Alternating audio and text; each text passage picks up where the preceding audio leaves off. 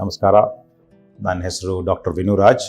ನಾನೊಬ್ಬ ಬೆನ್ನುಮೂಳೆ ತಜ್ಞ ಹಾಗೂ ಮೂಳೆ ತಜ್ಞ. ಇವತ್ತು ನಾವು ಸ್ಪೈನಲ್ ಕಾರ್ಡ್ ಇಂಜುರಿ ಬಗ್ಗೆ ಸಂಕ್ಷಿಪ್ತವಾಗಿ ಮಾತಾಡೋಣ.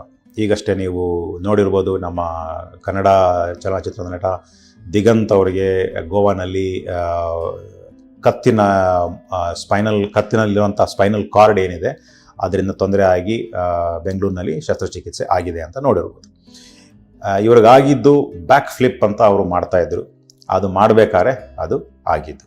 ಹೀಗೆ ಹಲವಾರು ಜನ ಜಿಮ್ನಾಸ್ಟಿಕ್ಸ್ ಮಾಡೋವಂಥವ್ರು ಇರ್ಬೋದು, ಅಥವಾ ಸ್ಟಂಟ್ ಮಾಡೋವಂಥವ್ರು ಇರ್ಬೋದು, ಅಥವಾ ಕೆಲವರು ರಿಕ್ರಿಯೇಷನ್ಗಾಗಿ ಅಥವಾ ಇನ್ಸ್ಟಾಗ್ರಾಮ್ ರೀಲ್ಸ್ ಮಾಡೋದಕ್ಕಾಗಲಿ ಅಥವಾ ಯಾವುದೇ ರೀತಿಯಾದ ಸೋಷಿಯಲ್ ಮೀಡಿಯಾನಲ್ಲಿ ಪೋಸ್ಟ್ ಮಾಡೋದಕ್ಕಾಗಲಿ ಬ್ಯಾಕ್ ಫ್ಲಿಪ್, ಕಾರ್ಟ್ ವೀಲ್ಸ್ ಈ ರೀತಿಯಾಗಿ ಹಲವಾರು ಸ್ಟಂಟ್ಗಳನ್ನ ಮಾಡ್ತಾರೆ. ಈ ಸ್ಟಂಟ್ಗಳನ್ನ ಮಾಡಬೇಕಾದ್ರೆ ನೋಡೋದಕ್ಕೆ ವಿಡಿಯೋನಲ್ಲಿ ಸಾಕಷ್ಟು ಚೆನ್ನಾಗಿ ಕಾಣುತ್ತೆ, ಎಕ್ಸೈಟಿಂಗ್ ಆಗಿರುತ್ತೆ.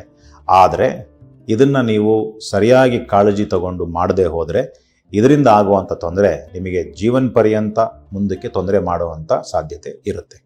ಯಾಕೆಂದರೆ ಸ್ಪೈನಲ್ ಕಾರ್ಡ್ ಅನ್ನುವಂಥದ್ದು ನಿಮ್ಮ ಮೆದುಳಿನಿಂದ ಕಾಲಿಗೆ ಅಥವಾ ಕೈಗೆ, ಕಾಲಿಗೆ ಎಲ್ಲ ಕಡೆ ಬರುವಂಥ ನರಗಳು ಕೂಡ್ಕೊಂಡಿರುವಂಥ ಜಾಗ.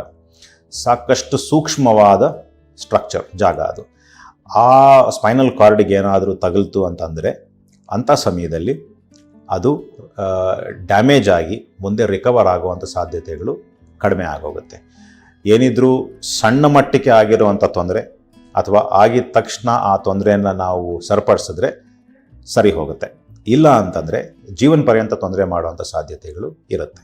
ಹಾಗಾಗಿ ನೀವು ಸ್ಟಂಟ್ ಮಾಡಬೇಕಾದ್ರೆ ಸಾಕಷ್ಟು ಕೇರ್ಫುಲ್ಲಾಗಿ ಮಾಡಬೇಕಾಗುತ್ತೆ. ಮೊದಲು ನಿಮಗೆ ಈ ಸ್ಟಂಟ್ಸ್ ಆಗಲಿ ಅಥವಾ ಜಂಪ್ಸ್ ಆಗಲಿ ಮಾಡಿ ನಿಮಗೆ ಇದರ ಮೇಲೆ ಎಷ್ಟು ಎಕ್ಸ್ಪೀರಿಯನ್ಸ್ ಇದೆ, ನೀವು ಎಷ್ಟು ಸಮಯದಿಂದ ಇದು ಮಾಡ್ತಾ ಇದ್ದೀರಾ, ಹೇಗೆ ಕಲ್ತಿದ್ದೀರಾ, ಯಾರಿಂದ ಕಲ್ತಿದ್ದೀರಾ, ಹೇಗೆ ಮಾಡಿದ್ದೀರಾ ಅಂತ ನೋಡೋದು ಒಂದು ಮುಖ್ಯವಾದದ್ದು. ಇನ್ನೊಂದು, ಎಲ್ಲಿ ಮಾಡ್ತಾ ಇದ್ದೀರಾ, ಮಾಡ್ತಾ ಇರೋವಂಥ ಜಾಗ ಸರಿಯಾಗಿದೆಯಾ ಇಲ್ವಾ. ಈಗ ನೀವು ಸ್ವಿಮ್ಮಿಂಗ್ ಪೂಲ್ನಲ್ಲಿ ಜಂಪ್ ಮಾಡೋದಕ್ಕೆ ಹೋಗ್ಬೋದು. ಫ್ಲಿಪ್ ಮಾಡಿ ಜಂಪ್ ಮಾಡೋಕ್ಕೆ ಹೋದಾಗ ಆ ಸ್ವಿಮ್ಮಿಂಗ್ ಪೂಲಲ್ಲಿ ಇರೋವಂಥ ಆಳ ಅದಕ್ಕೆ ಸಾಕಷ್ಟು ಇಲ್ಲದೆ ಹೋದರೆ ನೀವು ಬಿದ್ದ ತಕ್ಷಣ ನಿಮ್ಮ ತಲೆ ಸ್ವಿಮ್ಮಿಂಗ್ ಪೂಲ್ನ ಅಡಿಗೆ ಹೊಡೆದು ನಿಮಗೆ ತೊಂದರೆ ಆಗ್ಬೋದು. ಅಥವಾ ಯಾವುದೇ ಬೀಚಿಗೆ ಹೋಗಿರ್ಬೋದು, ಅಥವಾ ಇನ್ಯಾವುದಾದ್ರು ಕೆರೆನಲ್ಲೋ ಏನಾದ್ರು ಜಂಪ್ ಮಾಡೋಕ್ಕೆ, ಫ್ಲಿಪ್ ಮಾಡಿ ಜಂಪ್ ಮಾಡೋಕ್ಕೆ ಹೋದಾಗ ಈ ರೀತಿ ತೊಂದರೆ ಆಗ್ಬೋದು. ಇಲ್ಲ ಅಂತಂದರೆ ಸುಮಾರು ಕಡೆ ಈಗ ನೀವು ಟ್ರ್ಯಾಂಪೋಲಿನ್ ಅಂತ ನೋಡಿರ್ತೀರ. ಆ ಟ್ರ್ಯಾಂಪೋಲಿನ್ ಮೇಲೆ ಕೂಡ ಎಗರ್ತಾ ಇರ್ತೀರ, ಜಂಪ್ ಮಾಡ್ತಾ ಇರ್ತೀರ. ಅದರಲ್ಲಿ ನಿಮ್ಮ ಶರೀರದ ಮೇಲೆ ನಿಮಗೆ ಪೂರ್ತಿ ಕಂಟ್ರೋಲ್ ಇದೆ, ನೀವು ಅದರಲ್ಲಿ ಟ್ರೈನ್ ಆಗಿದ್ದೀರಾ ಅಂತೆಲ್ಲ ಅಂದರೆ ಅಂಥ ಸಮಯದಲ್ಲಿ ಮಾಡೋದು ತೊಂದರೆ ಇಲ್ಲ. ಅದು ಗೊತ್ತಿಲ್ಲದೆ ಹಾಗೆ ಸುಮ್ಮನೆ ಎಗರಿ ಜಂಪ್ ಮಾಡಿ ಫ್ಲಿಪ್ ಮಾಡಿ ಎಲ್ಲ ಮಾಡೋಕ್ಕೆ ಹೋದ ಸಮಯದಲ್ಲಿ ನಿಮಗೆ ಸರಿಯಾದ ಬ್ಯಾಲೆನ್ಸ್ ದೊರಕಲಿಲ್ಲ ಅಂತಂದರೆ ನೀವು ಬೀಳುವಂಥ ರೀತಿ ಸರಿಯಾಗಿ ಇಲ್ಲದೆ ಹೋದರೆ ನಿಮ್ಮ ಕತ್ತಿಗಾಗಲಿ ಅಥವಾ ಸೊಂಟಕ್ಕಾಗಲಿ ತಗಲಿ ನಿಮ್ಮ ಸ್ಪೈನಲ್ ಕಾರ್ಡ್ ಡ್ಯಾಮೇಜ್ ಆಗುವಂಥ ಸಾಧ್ಯತೆಗಳು ಇರುತ್ತೆ.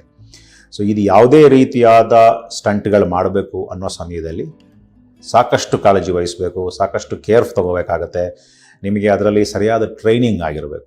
ಈಗ ನಾನು ಶಸ್ತ್ರಚಿಕಿತ್ಸೆ ಮಾಡಬೇಕು ಅಂದರೆ ನಾನು 10-12 ವರ್ಷ ಟ್ರೈನಿಂಗ್ ಮಾಡೇ ಆ ಕೆಲಸ ಮಾಡೋದು. ಸೊ ಹಾಗಾಗಿ ನೀವು ಯಾವುದೇ ರೀತಿ ಸ್ಟಂಟ್ ಮಾಡಬೇಕು ಅಂದರೆ ಅದಕ್ಕೆ ಬೇಕಾಗಿರುವಂಥ ಸೂಕ್ತವಾಗಿರುವಂಥ ಟ್ರೈನಿಂಗ್ ತೊಗೊಂಡಿದ್ರೆ ಮಾತ್ರನೇ ಮಾಡೋಕ್ಕಾಗೋದು. ಎಸ್ಪೆಷಲಿ ಸಣ್ಣ ಮಕ್ಕಳು, ಅವರಲ್ಲಿ ಫ್ಲೆಕ್ಸಿಬಿಲಿಟಿ ಅನ್ನೋದೇನಿರುತ್ತೆ ಹೆಚ್ಚಿರುತ್ತೆ. ಹಾಗಾಗಿರೋದ್ರಿಂದ ಅವರು ಬಿದ್ದ ತಕ್ಷಣ ಅದ್ರ ಮೇಲೆ ತೊಂದರೆ ಆಗುವಂಥ ಸಾಧ್ಯತೆ ಕೂಡ ಹೆಚ್ಚಿರುತ್ತೆ. ಯಾವುದೇ ರೀತಿಯಾದ ಸ್ಟಂಟ್ ಮಾಡೋಕ್ಕೆ ಮುಂಚೆ ನೋಡಿ, ಕೇರ್ ತಗೊಳ್ಳಿ. ನೀವು ಅದರ ಬಗ್ಗೆ ಎಷ್ಟು ಟ್ರೈನಿಂಗ್ ತೊಗೊಂಡಿದ್ದೀರಾ ಅನ್ನೋದು ಮುಖ್ಯ ಆಗುತ್ತೆ.